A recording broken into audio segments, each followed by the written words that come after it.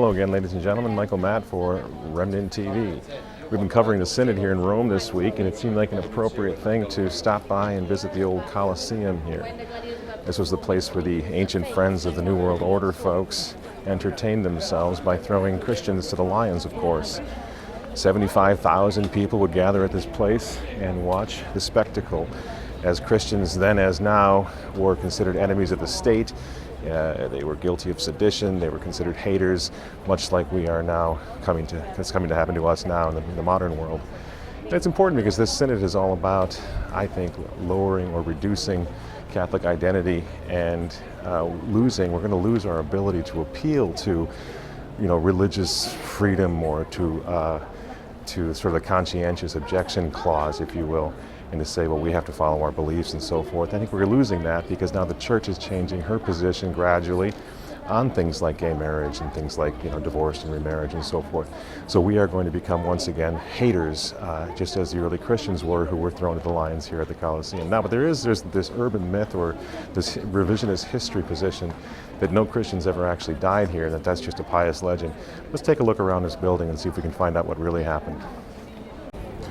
The first thing that one sort of is struck by as he enters the Colosseum is the fact that it's very reminiscent to a lot of our modern stadiums back in the States. And I think to a certain degree that's a very similar attitude, very similar type people sat in these seats and watched the gladiatorial games and watched the Christians being martyred and so forth.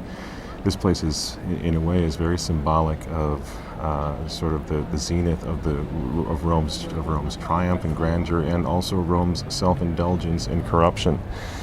But you can't help but compare what we see here to the modern world in the same direction that our so-called New World Order is going at the moment.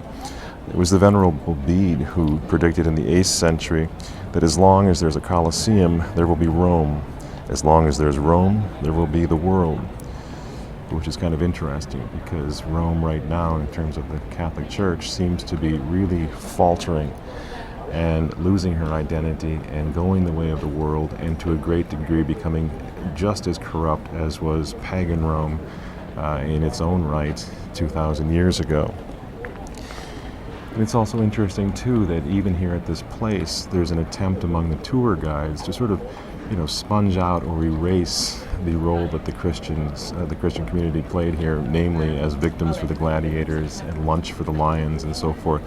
So they'll talk about the sort of legends and popular fantasies or whatever, pious fantasies about Christians being martyred here, but of course we can't find any historical documentation for that. Well, why would there be? The evidence was eaten by lions or burned alive. So it's an interesting thing, this attempt to always, from all these great places of tourism, to take the Christian element out of it. But the reality is, of course, that this place has always, from earliest times, been recognized and acknowledged as a place where Christian martyrs, many Christian martyrs, lost their lives. And I guess maybe an historical piece of evidence that surfaces from that is the Jubilee, the 17th century Jubilee of 1675, in which Bernini himself agreed to work on a sort of reconstruction of the Colosseum. And his plans called for the construction of a church right at the center of the arena, but the historical record shows that there already was a church, a small chapel here in the middle of the Colosseum that was consecrated to the martyrs who died on this site. And so you can sort of see the historical record, not so much in the books, but in the architecture, reaffirming the truth that Christian martyrs died here. This Jubilee celebration also, in the documentation reveals this, decreed what they called the sanctity of this site. And this was confirmed by Pope Benedict XIV in the mid-18th century with the building of the 14 stations of the Via Crucis, or the Way of the Cross, and with an edict prohibiting the monument's desecration. So there's plenty of evidence to support what we already know, that Christians died here. And in just looking at the stones themselves, the ruin, this sort of ruined stadium, it stands as a monument to everything that we as Christians understand about the martyrs, about the fact that the blood of martyrs is what sort of watered the early faith of the Christian church, and how hopeless it must have seemed. So imagine, for example, if you're sitting in one of these seats, or if you're outside the Colosseum, and you know that your son or your daughter or your mother or your child, whatever, is being martyred here. How hopeless it must have seemed in front of this grand, magnificent 75,000 seat edifice, celebrating the triumph in the pagan world and so forth, and the games and all the frivolous nonsense of entertaining ourselves in a society that was losing its faith and its identity. So imagine yourself sitting in here and knowing, or watching from the outside, knowing that your beloved, Christian family members or friends are being killed here. The hopelessness must have been supreme. And yet they didn't lose hope.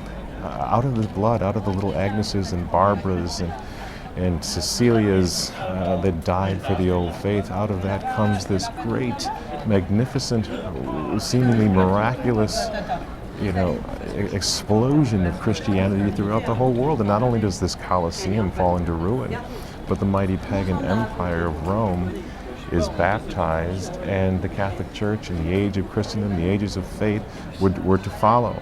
So there is real reason to think and to pray here at this site, to not lose hope, because the Christians who died here, and the Christians that were in the catacombs beneath this place and the neighboring neighborhoods, they never lost hope, and yet they had every reason to lose hope. Humanly speaking, why did they lose hope?